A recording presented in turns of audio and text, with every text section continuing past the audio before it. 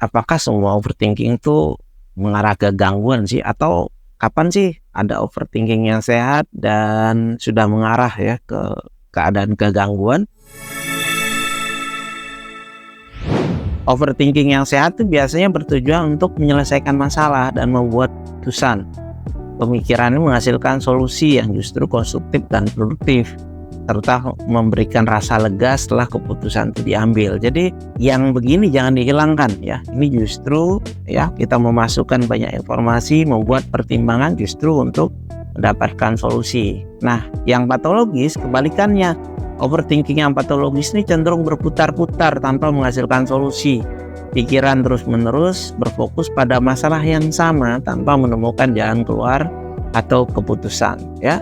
Kemudian kita bisa juga lihat yang kedua dari durasi dan intensitas. Overthinking yang sehat itu waktu yang dihabiskan untuk memikirkan sesuatu biasanya terbatas ya, berfokus pada satu atau beberapa isu yang spesifik dan biasanya kita rencanakan ya.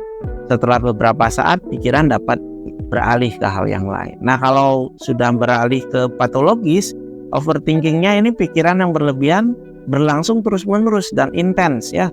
Seringkali malah sepanjang hari atau bahkan mengganggu tidur. Ini bisa mengarah ke ruminasi atau pikiran negatif yang diulang tanpa henti. Kemudian membedakannya adalah yang ketiga, itu adalah kita lihat dari dampaknya pada kehidupan sehari-hari. Overthinking yang sehat itu dalam batas wajar, nggak mengganggu aktivitas sehari-hari, kita masih bisa kerja, masih bisa sekolah ya, masih punya hubungan sosial yang baik, mengerjakan tugas-tugas harian. Nah, kalau yang sudah mengarah ke patologis, overthinkingnya biasanya seringkali mengganggu kemampuan seseorang buat berfungsi ya, menyebabkan kecemasan, kelelahan, kesulitan konsentrasi, penurunan produktivitas, bahkan mengisolasi diri dari aktivitas sosial. Kemudian kita juga bisa lihat yang keempat, membedakannya dari pengaruh emosional ya.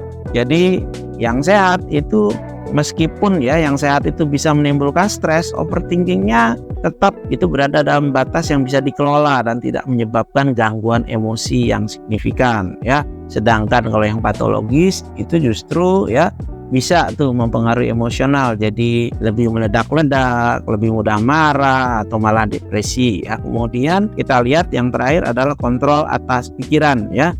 Jadi orang yang overthinking secara sehat itu tetap memiliki kontrol atas pikirannya. Jadi kita yang mengendalikan pikiran kita, sedangkan yang patologis terbalik ya. Jadi pikiran kita lah yang mengendalikan diri kita.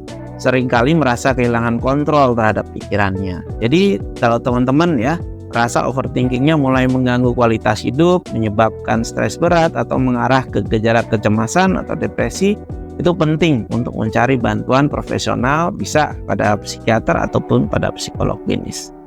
Itu ya.